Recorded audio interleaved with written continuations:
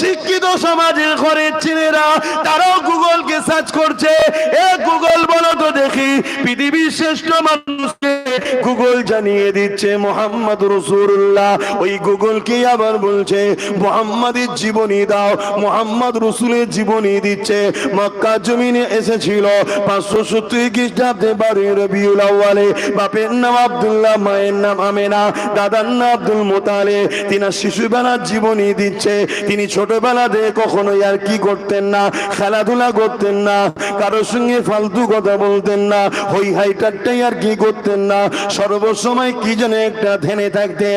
এইভাবে তিনার জীবন কাটতে কাটতে 40 বছর যখন বয়স হয়ে যায়, মক্কার জমিনে একটা উঁচু পাহাড়ে দাঁড়িয়ে পুরো প্রতিবেশীকে ডাক দিয়ে বলে, এ আমার প্রতিবেশীরা, আমি মুহাম্মদ সম্বন্ধে তোমাদের ধারণা কি?